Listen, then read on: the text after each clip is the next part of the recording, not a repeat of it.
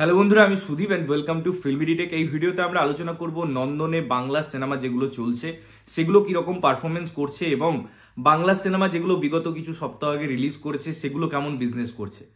তো আপনারা জানেন যে নন্দন এমন একটা সিনেমা হল বা থিয়েটার, আমি যাই বলি না কেন, সেখানে টিকিটের প্রাইস খুব কম, 30 টাকা থেকে একটা টিকিট শুরু হয় এবং যে কোনো সিনেমায় আসুক না কেন সাধারণত মানুষজন নন্দনে যাওয়া প্রেফার করে। নন্দনে যেহেতু বাংলা সিনেমা চলে তাই একটা ভালো কালেকশন সিনেমা থেকে আসে, সেই কালেকশনটা হিউজ নয় বা একটা মাল্টিপ্লেক্সে যে টিকিটের প্রাইস কম্পেয়ার করা হয় তার থেকে অনেক কম, কিন্তু যেহেতু সংখ্যাটা প্রচুর, মানুষজন যেহেতু অনেক জায়গা থেকে এসে পড়ে সেখানে দেখতে যায় বা লোকাল অডিয়েন্সও থাকে যারা প্রেফার করে নন্দনে দেখা, তাই আলটিমেটলি যে কালেকশনটা হয় সেটা কিন্তু বেশ একটা হ্যান্ডসাম অ্যামাউন্ট উঠে আসে। এবারে এটাও আমরা জানি যে নন্দনে যেরকম সিনেমা হোক না কেন সেটা একটা চলে যায়, বাট যেসব সিনেমার ওয়ার্ড অফ মাউথ ভালো থাকে, যেসব সিনেমাগুলো সত্যি করেই ভালো সিনেমা হয় সেগুলো তো প্রায় টানা হাউসফুল যায়। এবং এরকম আমরা ঘটনা দেখছি রিসেন্ট রিলিজ করা সিনেমা যেটা হচ্ছে পাড়িয়া। নন্দনে দারুণ ওয়ার্ক করেছে, আমরা ভিডিও করেছি যখন একটা ফেস্টিভ্যাল চলছিল সেখানে নন্দন থেকে সরিয়ে দেওয়া হয়েছিল এবং এটাও ডাউট ছিল যে আবার ফিরিয়ে আনা হবে কি হবে না, বাট আলটিমেটলি পাড়িয়াকে আবার ফিরিয়ে আনা হয় এবং সেখানেও পাড়িয়া দারুণ একটা পারফরমেন্স দিচ্ছে, যেহেতু তার ওয়ার্ড অফ মাউথ ভালো, সিনেমাটা ইটসেলফ একটা দারুণ সিনেমা, তো নন্দনও সেক্ষেত্রে আমরা হাউসফুলের এই ট্রেন্ডটা দেখতে পাচ্ছি।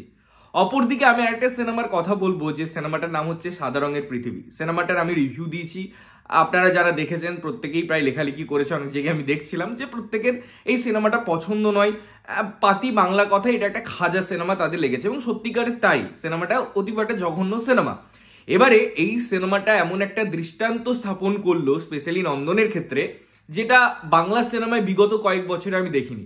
আমি এমনি বুক মাই শো খুলে চেক করছিলাম যে স্ট্যাটাস কি দেখি সিনেমাটার, দেখলাম 3:30 শো ছিল বা 3 কিছু মিনিটের একটা শো ছিল, 90% খালি সিনেমা হলটা, থিয়েটারটা হয়তো 10% বা তারও কম, আমি 10% বেশি বললাম, তারও কম সিট অকুপাইড হয়েছে। হ্যাঁ, কিছু স্পট বুকিং থাকে, বাট নন্দনের ক্ষেত্রে না, আমি এখন দেখেছি অন্যান্য সিনেমার ক্ষেত্রেও আমি যদি ট্রেন্ড দেখি ম্যাক্সিমামটাই কিন্তু অনলাইনে বুকিং হয়ে যায়, যেহেতু অনলাইনের বুকিং অপশন চালু আছে তাদের কাছে বা খোলা আছে তাদের কাছে। এরকম একটা প্যাথেটিক সিচুয়েশন একটা সিনেমার ক্ষেত্রে, এবং আমি নন্দনের এক্সাম্পলটা দিচ্ছি বিকজ আমি অন্যান্য জায়গা বা মাল্টিপ্লেক্সে গেলামই না, সেখানে আরো প্যাথেটিক, মানে পুরো সিনেমাটা যবে থেকে রিলিজ করেছে সেখানে 10,000 টাকা বা 10,000টা টিকিট, 10,000 অনেক বেশি বললাম, 2,000টা টিকিট বিক্রি হয়েছে কিনা সন্দেহ। এবং নন্দন তার একটা রিফ্লেকশন, আমরা বলি না একটা প্রতিবিম্ব দরকার যে একটা সিনেমা কেমন চলছে, তার ফিউচার কি, তো সেটা একদম নন্দন সুন্দরভাবে দেখিয়ে দিচ্ছে যে সিনেমাটার কি পরিস্থিতি। এটা একটা হাস্যকর বিষয়। এই পরিপ্রেক্ষিতে আমরা বলে রাখি যে একটা ছোট্ট হিন্ট আমি দিই, বাংলায় হয়তো অন্যান্যভাবেও রিভিউ হচ্ছে, কিভাবে রিভিউ হচ্ছে সেই প্রসঙ্গে আমি এখন কথা বলছি না, হয়তো ফিউচারে বলবো, আপনারা যথেষ্ট বুদ্ধিমান, কেন বলবো সেটা পরের কথা। শুধু একটা কথা বলতে পারি যে হ্যারি পটার আমার খুব পছন্দের একটা সিরিজ সিনেমা, আপনারা প্রত্যেকে জানেন বা যারা আমাকে রেগুলারলি ফলো করে তারা জানে।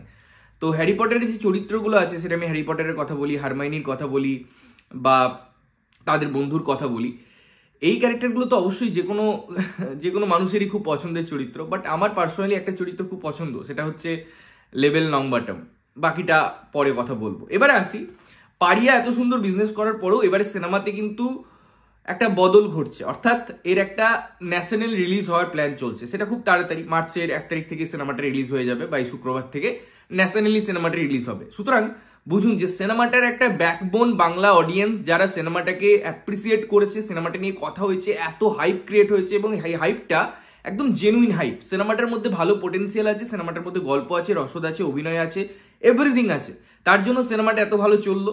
এবারে সেই বিজনেস কালেকশন বা আমরা বক্স অফিস যদি দেখি সেটাও দারুণ, দ্বিতীয় সপ্তাহে প্রায় 23 লক্ষ টাকার কাছাকাছি এই সিনেমাটা বিজনেস করেছে, যেটা ট্রেড অ্যানালাইসিসরা বলছে তাদের রিপোর্টে। সুতরাং দুটো সপ্তাহের আমি যদি কালেকশন দেখি প্রায় 50 লক্ষ পেরিয়ে যাচ্ছে, এটাও কিছু কিছু জায়গা বাদ রেখে আমি বলছি, এবং এই সিনেমাটা আরো চলবে। সুতরাং যদি এই সিনেমাটা কোটির গন্ডি পেরোতে পারে, যেরকম সিনেমাটার বাজেট ছিল সেই নিরিখে, এটা একটা হিউজ হিট বাংলা সিনেমার জন্য, প্রথম বছরের একদম বছরের শুরুতে কোনো বাংলা সিনেমা হিসাবে, যেটা অবশ্যই সেলিব্রেশন করার মতো। অপরদিকে এরকমও সিনেমা আমাদের কাছে আছে যেগুলো নন্দনে একদম চলছে না, নন্দনে সত্যিকালি টেকনিক্যালি ক্রন্দন করছে। এবারে ক্রন্দন ব্যাপারটা তো দুরকম পার্সপেক্টস হয়, কেউ ভালো লাগা থেকে ভালোবাসা থেকেও কেঁদে দেয়, আনন্দের অশ্রু আমরা যেটা বলি, আবার কেউ দুঃখে কাঁদে। সুতরাং বাংলা সিনেমা, দুটো সিনেমা এখন দুটো জায়গায় সহাবস্থান করছে, যেখানে কেউ আনন্দে কাঁদছে, কেউ হয়তো দুঃখে কাঁদছে, যে নন্দনের যা বক্স অফিস রিপোর্ট বা পাবলিক যেটাকে যেভাবে এই সিনেমাগুলোকে একসেপ্ট করছে সেই নিরিখে। তোমাদের কি মতামত, ওপিনিয়ন অবশ্যই কমেন্ট করে জানিও। ততক্ষণের জন্য ভালো থাকবে, সুস্থ থাকবে এবং সবসময় ভালো জিনিস দেখবে। চ্যানেলটা যদি প্রথমবার দেখছো, লাইক কমেন্ট শেয়ার করতে হবে, সাবস্ক্রাইব করতে হবে, যাতে প্রত্যেকটা নোটিফিকেশন তোমাদের কাছে পৌঁছায়। ততক্ষণের জন্য টাটা।